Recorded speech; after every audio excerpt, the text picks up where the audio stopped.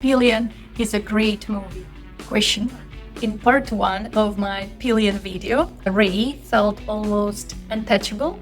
He was cold, controlled, a man who takes and never gives. And Colin completely gone in him, following rules, sleeping on the floor, reshaping himself just, to stay close. It didn't look like love.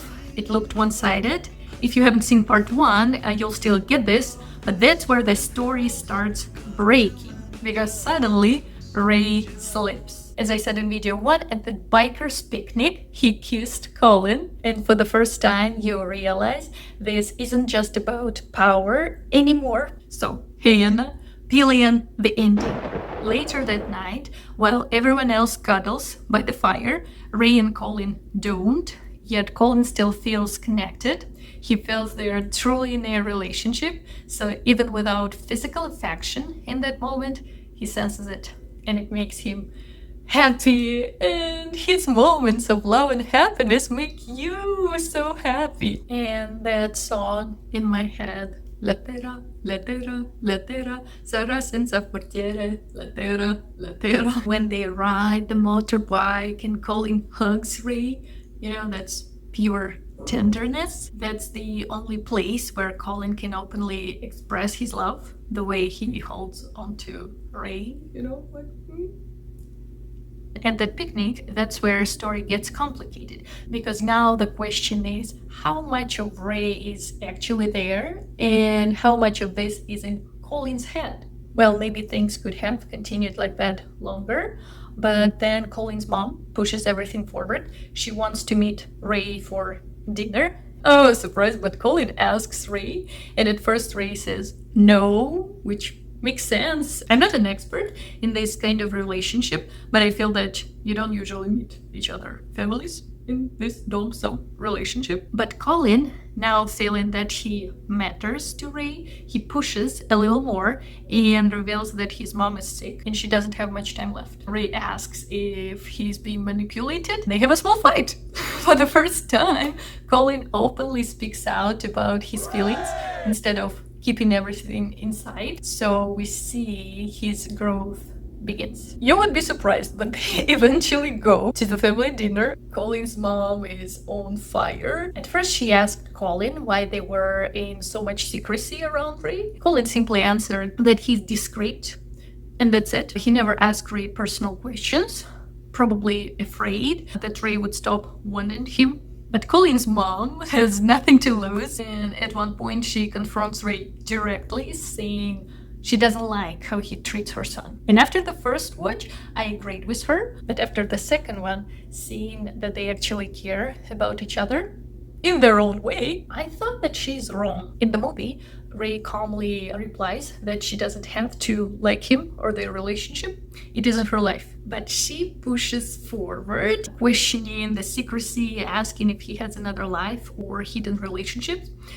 And the table is small, and she says it's all right to his face.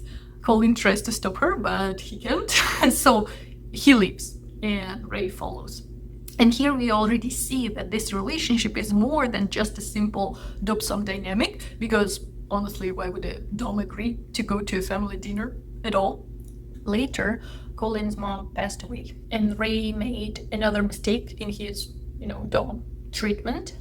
He showed real care for Colin and broke his own rules. And that's when everything starts to fall apart, like badly. That night, Colin was completely devastated. He couldn't stay silent anymore, couldn't keep it inside anymore. He hurt himself on purpose. And Ray, who had mostly seemed, indifferent, distant, suddenly showed how much he actually cared. He bandaged Colin's hand, he ordered food, he told him jokes, and then he even invited him to sleep in his bed, which never happened. And actually, Colin was hesitant, he didn't even want to. He was like, I'm fine on the floor. Poor kid.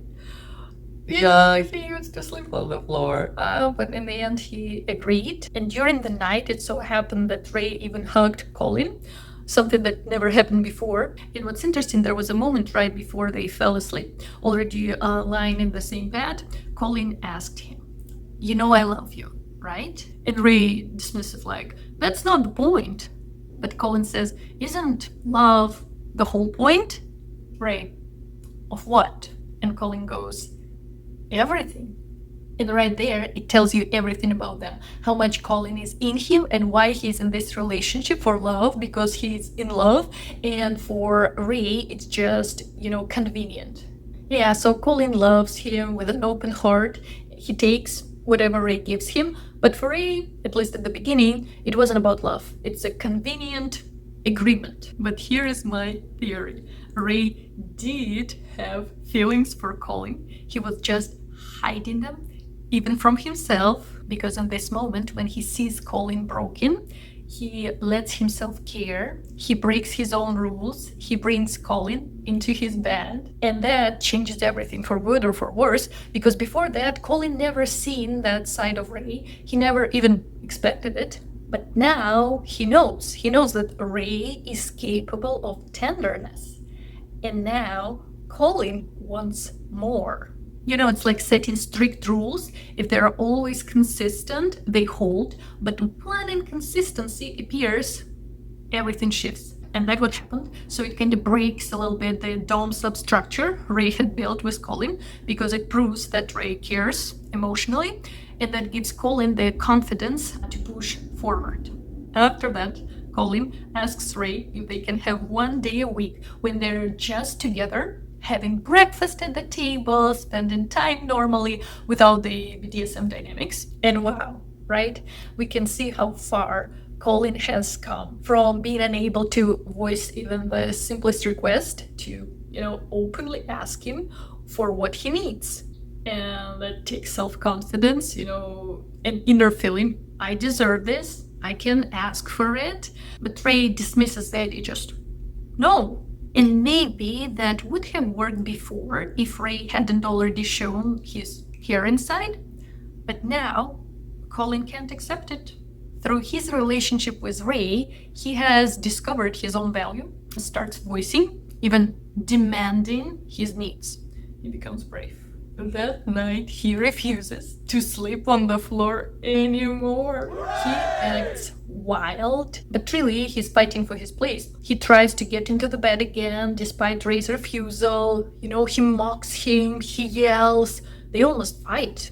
Ray's authority is gone. Colin provokes him with no fear. He even steals Ray's motorbike and goes for a ride, a clear symbol of liberation. Now Colin is in the driver's seat. He isn't afraid anymore. He has gone from sitting silently in the pillion seat, scared to ask for anything, to arguing, demanding, and literally riding the bike himself. Now he's in control of his life. And yet he loves, so he comes back to Ray. But something fundamental has changed. Ray is no longer an unquestioned authority for him. And now comes the question for you, because what happens next differs for me after the first watch and the second watch. After my first watch, I believe that after that night, when Colin demanded a more normal relationship, Ray realized things could never go back to where they were. Colin got liberated, so he thought I would never get the control back. And since he wasn't ready for emotional closeness, he sees only one way: walk away. Yeah, like Ilya Rozanov was about to quit shame when he felt that their relationship became too real. So Ray gives Colin one perfect day. They do everything Colin wants. They act like a normal couple. Movies, breakfast together, joking in the park, and at the end of that beautiful day, they kiss. And yes, they've been in a relationship but never kissed on the mouth before. Not that we've been told, but I believe no. And that kiss was one more signal for Ray. He realized he truly felt something, and it terrified him. So, after my first watch, I mostly believe he had planned this goodbye from the beginning. Like a farewell gift before disappearing from Colin's life. Colin, meanwhile, didn't know. He was over the moon, unable to see what was happening inside Ray.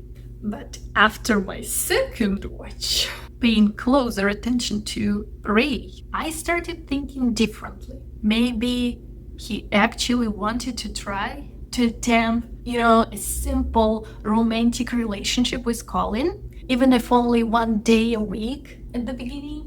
Because throughout the film, we see that he cares, that he feels fondness, maybe even more. And at the end of that day, after movies, food, laughter, playful fighting in the park, which Colin wins, by the way.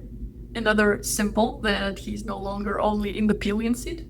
They kiss for the first time, mouth to mouth. And it's Ray who moves towards Colin first. So he wanted to kiss him on the mouth. And in the movie, there's this incredible shot of his face afterwards, and his eyes almost filled with tears. Heartbreakingly, that kiss may have revealed Ray's own feelings to him and frightened him. It's such a beautiful and tragic moment where we see pain and vulnerability in his eyes. I haven't read the book yet, but I will, to better understand. But I believe that pain comes from realizing he truly cares for Colin. And because he's afraid of emotional intimacy, he runs from it. Guess what? I watched it a third time. And now I have a third theory. My theories differ because I believe it differs the way I watched. So first I watched it home online and I was shocked by some scenes, so that's why I think I couldn't pay closer attention to Ray. Second time I watched in the movies and there was only two people watching that movie. So I was alone, so I could fully dive and I could fully focus, and on the big screen you can see all the emotions. So that's why I felt that Ray actually wanted to give it a try.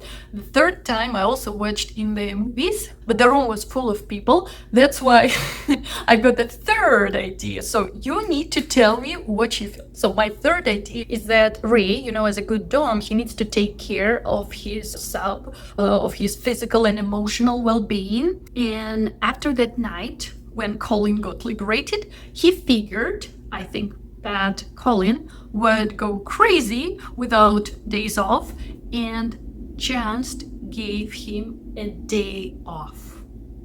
So no love, just taking care of your soul. I hope that theory is wrong, so please tell me I'm wrong. Tell me that no, there was love. So in the end, I need your opinion, what you think. Was Ray planning that day as a goodbye from the start, or just a day off to cool down Colin? Or did he really wanted to try it with Colin, the normal way, and run only after the kiss made him realize his feelings for Colin? Yeah, so after that day and that kiss, Ray disappeared. Colin was devastated.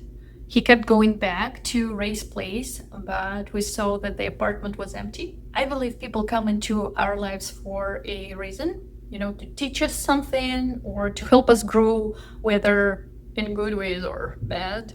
And relationship with Ray helped Colin to find his voice, find his spine and build his self-esteem. And then it was time for him to go. So Colin could learn to build his own life on his own. A year later, Colin has finally come to terms with it. We see him performing at the same bar where he first met Ray, but now he is more mature, more grounded, ready to move on. So he fills in a profile on a dating app. And also, yep, I think. But this time he clearly states what he wants, who he was, and what's unacceptable for him, like cutting his hair. He says it clearly, like he's not cutting his hair for anyone anymore. And he needs a day off every week. His group sings a beautiful song, which for us feels like a goodbye song. As Colin is turning the page, this song. It's beautiful, but in this case, it's so sad. It goes, smile when your world is turned around. Why not smile? Again, it's such a great playlist. Highly recommend. In the description. So after this farewell, we see him in spring, meeting a possible new partner. And Colin is confident, he knows what he's doing, he's not looking away. He doesn't apologize profusely like before. He knows his value, that's a new grown Colin. But there was another problem. After the first watch, I also felt like the relationship with Ray didn't fully heal Colin. It gave him boundaries, yes, but I thought that unlike Ray at the time, Colin is capable and open for true love. He wears his heart on his sleeve. He's ready to, sacrifice for love, but because of his low self-esteem, he believes he doesn't deserve a caring, fair, mutually loving relationship. So he keeps searching for what he now knows. Relationship where he's submissive and follows commands. He has experience in them, he knows what to do, and he's gained confidence that no matter how he looks, he can succeed in this type of dynamics. So, I felt that instead of aiming for a true, compassionate love, he limits himself to those roles. But after the second watch, I reconsidered. I thought he actually seems comfortable, confident, and even happy in those relationships. He knows what he's good at, and that gives him the confidence to ask for what he wants. So again, what do you think? Question 2. Should he go to therapy to work on his self-worth and esteem? Or, no, continue doing what he enjoys, even if it means following someone else's lead. So overall, Pillion isn't just a love story.